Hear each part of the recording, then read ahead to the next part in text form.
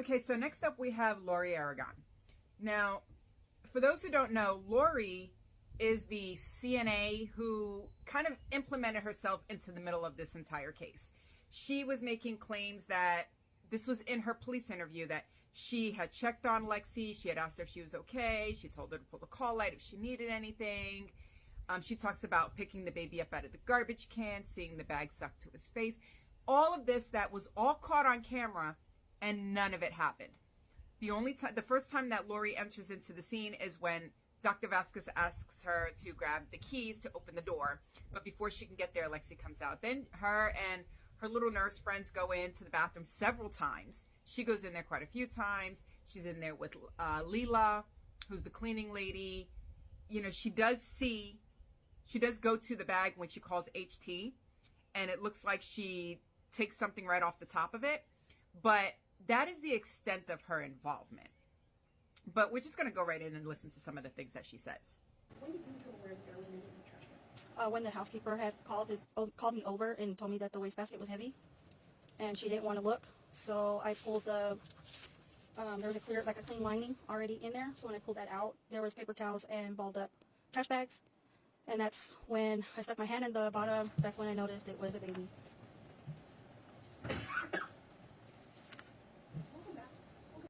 So lying Lori has added a few things to her testimony, and you'll hear the state say, you know what, we'll come back to that. She now says that Leela told her it was heavy and that she didn't want to look.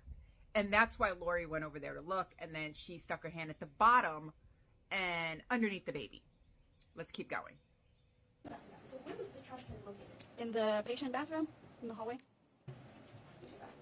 No, it's more to the right. She had been in there for a while, and I had knocked on the door to see if she was okay, because we kept hearing the toilet flushing constantly and the paper towel dispenser going constantly. And when I knocked, the patient did answer, and she said that, because I was like, "Are you okay?" She said yes. And so I walked away, and like a few minutes more, that's when my nurse, Chris, had asked me, "Can you go and check on her again?" And so I did, and I said she just needs a little bit more time, is what she had said.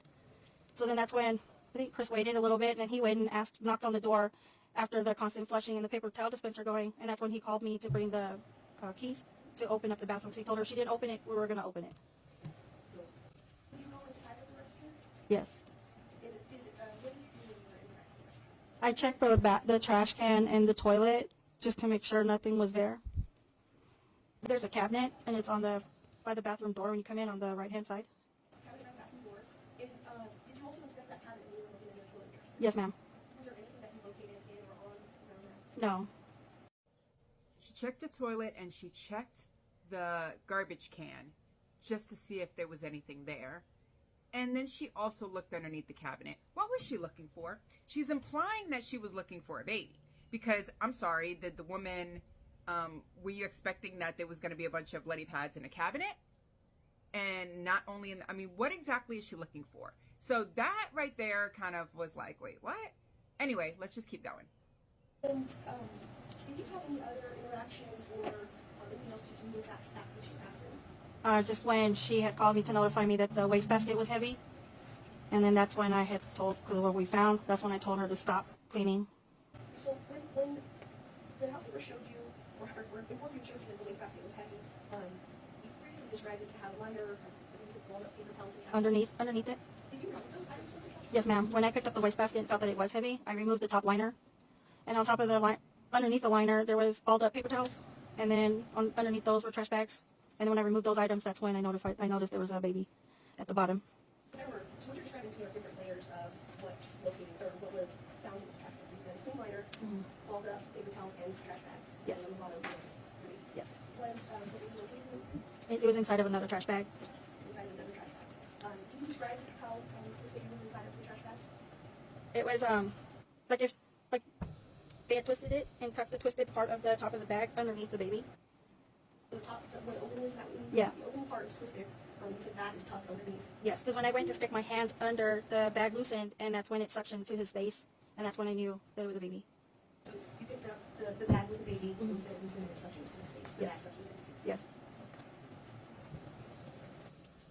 So once you did that, then you discovered that this wasn't that baby. Did you put it back into the basket, or did you? Yes, I put him back down, and I called for my charge nurse, which was HT, and then I When he came, I told him I found the baby. And he's the one that took the wastebasket, and I was notified to call 911.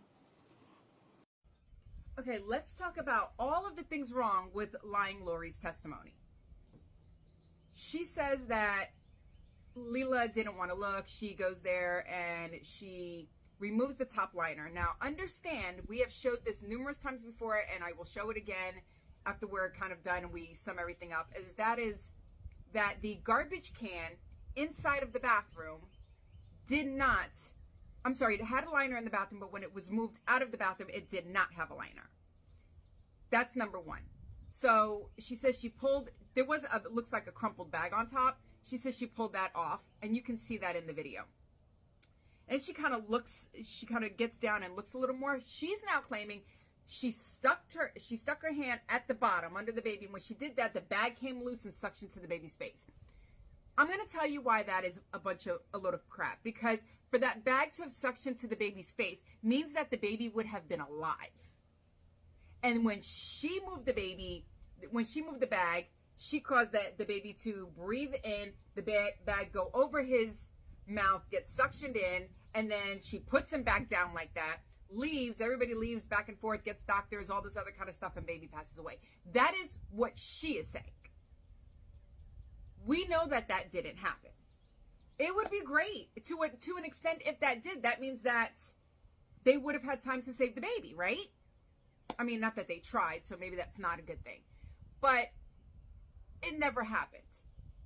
She never lifted the bag. She never put the bag down. She never saw the suction. She didn't do all of this stuff.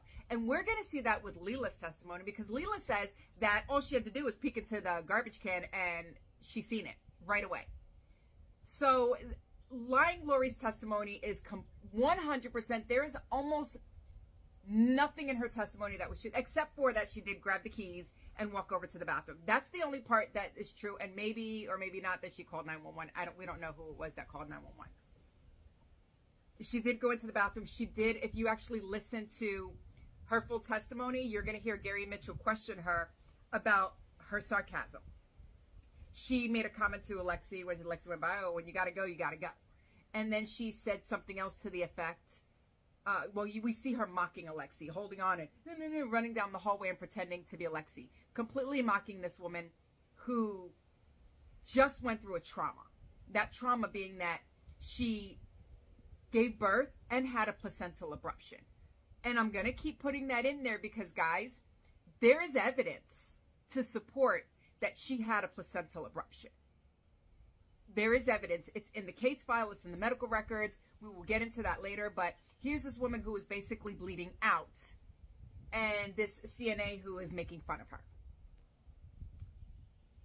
Again, go and just listen to the whole thing. It's like 35 minutes long of nonsense and BS lies that she told. But it's her testimony that I want to be there when Gary Mitchell tells her that none of that happened. None of it. By now, she has seen all of these, and she will probably try to change her testimony and perjure herself on the stand. So that would be interesting to see as well. The next one up we have is Leela. Now, Leela's is very, very short. I think her testimony is all of like 8 minutes, because Gary's like, nope, he had nothing to say. He didn't even bother to question her. So I'm going to kind of speed through that one, but that's next.